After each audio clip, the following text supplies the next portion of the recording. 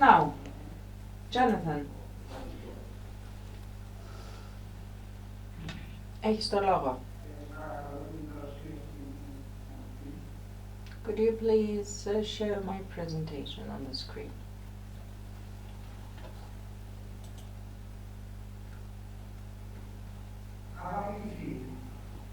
Dear friends, most usually the presidents of the United States are more successful during their second mandate, and this is what we see nowadays with the return of Donald Trump and his interventions domestically and abroad. Donald Trump, for those who wonder, continues from where he stopped back in 2020. One of the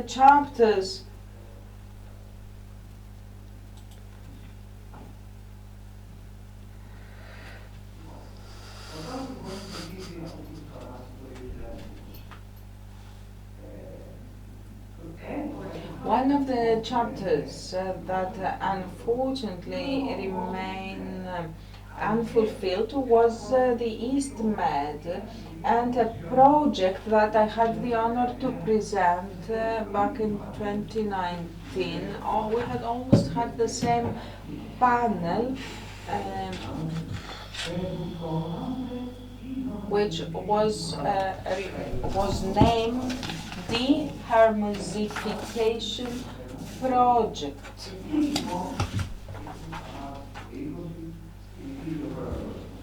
This is where our president stopped, and this is where he restarted.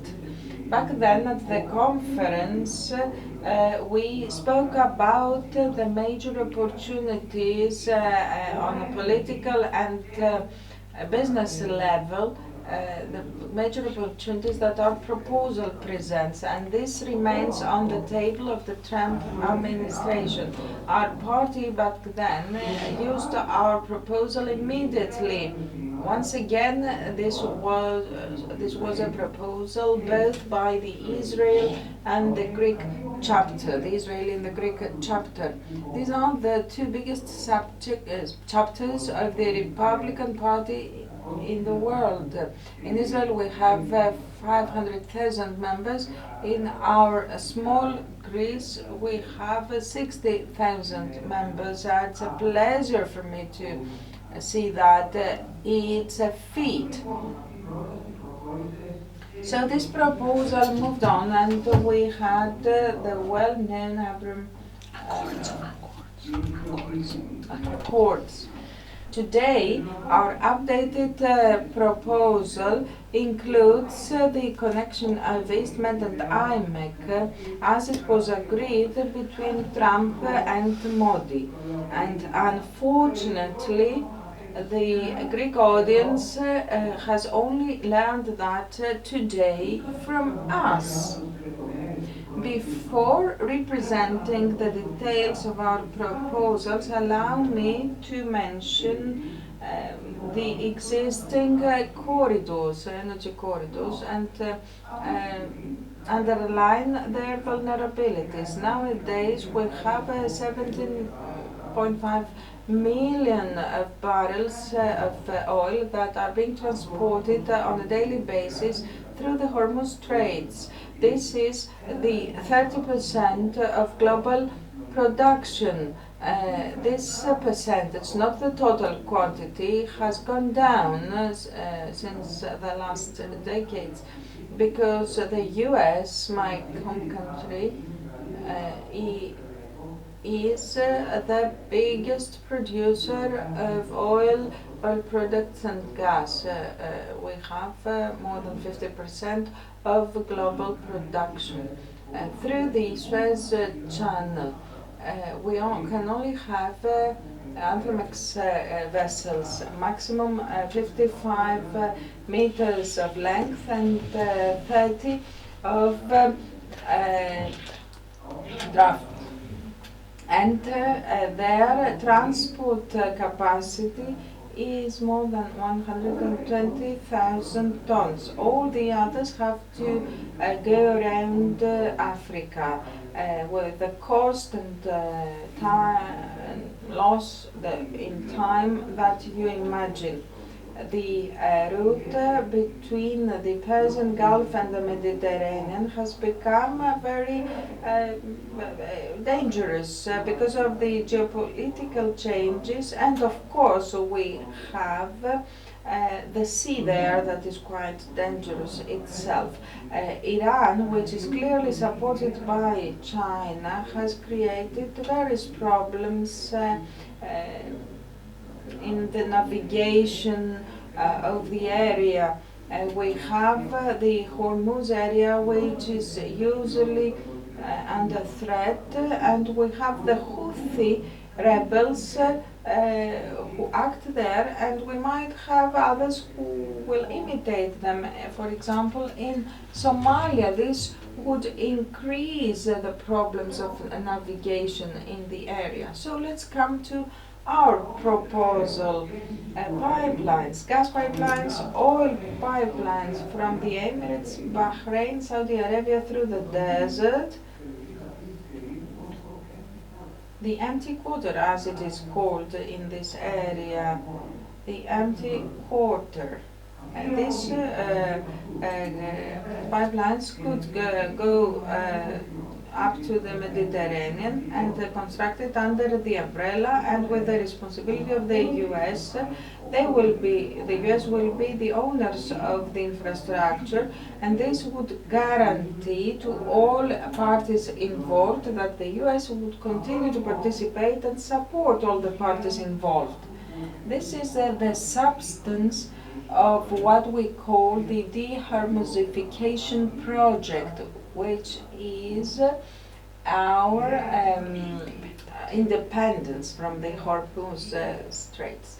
And this is based on a basic idea. If we ensure energy security for the Middle East and the producer countries and the transporters make a coalition, a military, not an economic coalition, this will allow us to shield this project against any malignant opponent inside or outside their territory. This is an extension of the East Med, but it also includes the electrical interconnection projects. And this whole thing is not just a simple pipeline through the Mediterranean basin. It can also transport oil, gas, electricity to and forth through terrestrial cables that will go through Emirates, Bahrain, Saudi Arabia, Kuwait, northern Iraq. This would be the start point. They would go up to the northern part of the Sinai, and then they would go on tankers and gas carriers after being liquefied in order to be further transported to the western base, and then the East Med would channel them further. This, of course, after it is completed, and to that we can add road and train transport, and this will create a huge corridor going from India to Europe, and this would include everything. We have the technology, we have the capacity, but then do we have the political will?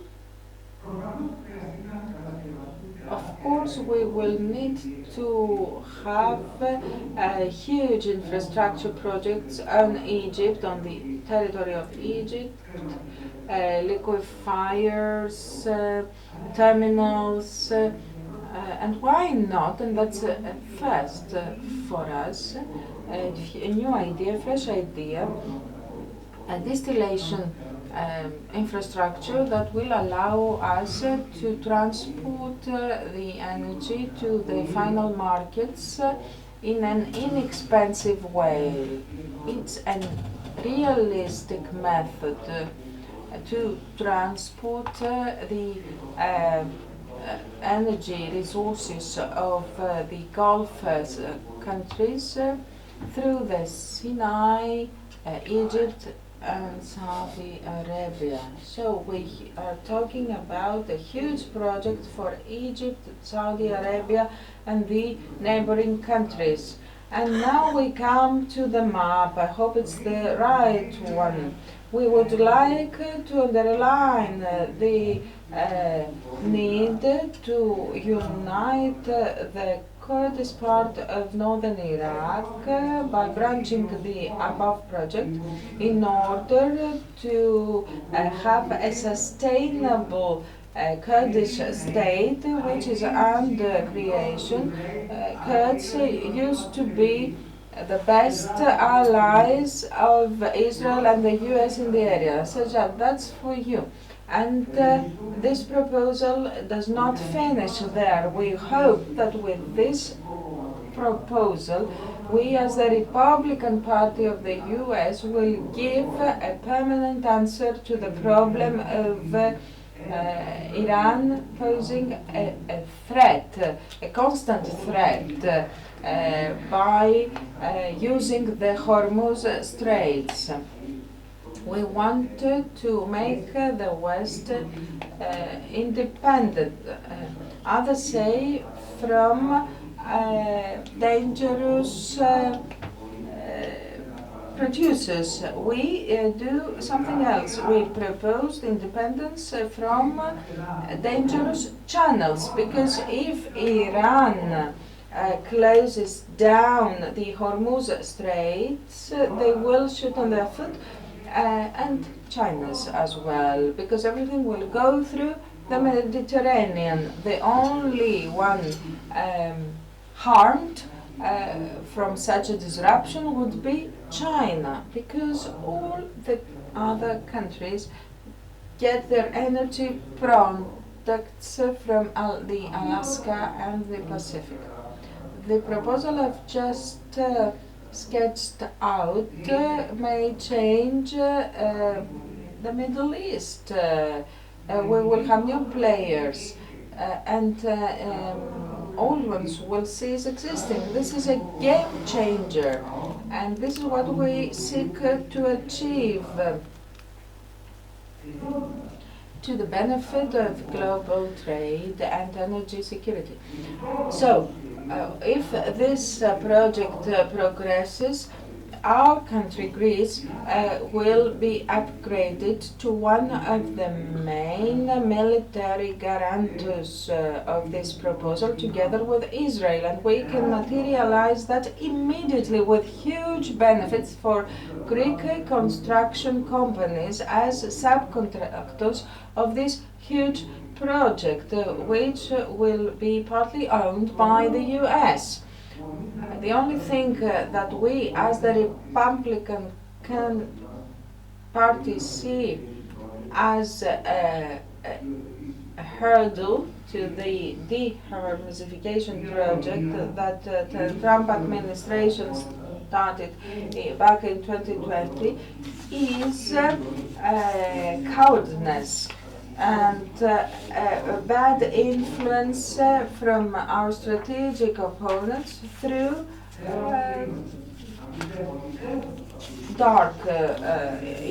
in dark ways. I believe that they will not try to deprive us of this leadership, which promotes an alliance between Greece and Israel and other countries. The creation of a unified defense area for the democratic countries of the Eastern Mediterranean.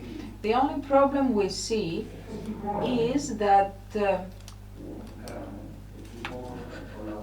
All the countries we mentioned, from the west to the east, and the speaker is recounting them, will agree and make a partnership. Everybody has agreed so far. The only one who hasn't is Greece.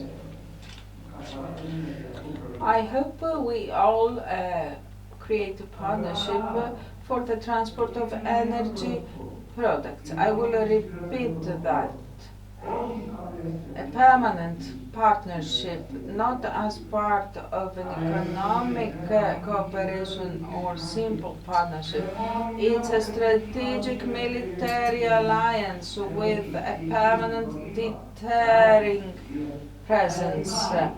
With the support of the US and India. This is the only thing that will impose the so much wanted peace in the area. Our message is peace through strength, and we will add to that peace through prosperity.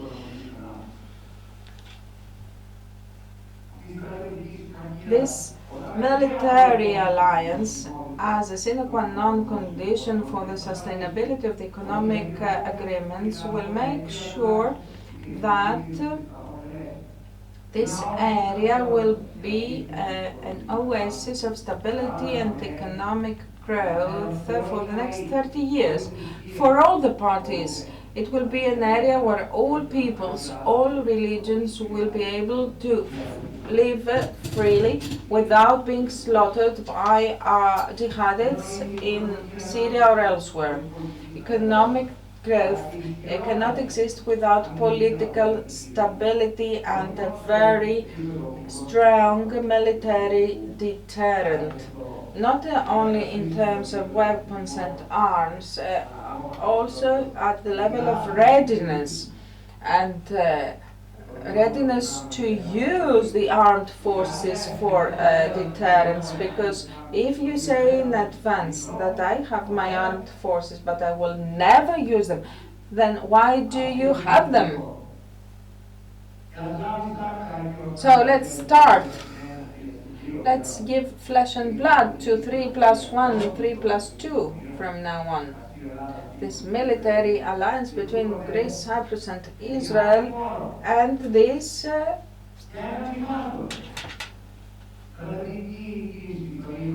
with the military guarantees under no conditions and for the benefit of all. And we will include in this organization any country that fully abounds to the vision of Donald Trump and is not impeded by allies. This project will be a huge leap, economic and political, for all the participant countries, both at the beginning and at the later stages of the Donald Trump's project. At this point, and before closing my presentation, let me show you two pictures, funny ones. The first one is a chicken. All its feathers have been plucked out, and it's running away in terror. This is like a symbol of the Eastment and the Europe-Asia interconnector. The second one is the eagle who is there in an attacking position, and this is what we see as the position we should take. Thank you. God bless Greece, God bless America, God bless our President Trump, who is constantly struggling for the survival of the Western civilization, our ideals, Christian faith, which is now being persecuted by the atheists, the jihadists, and the status quo. Thank you so much. Thank you very much, Jonathan, and I'd like to thank you on behalf of all Republicans in Greece, because you are upholding the weight and burden of this organization that allows us to see that Europe needs to make a turn. And this is the effort that President Trump does today.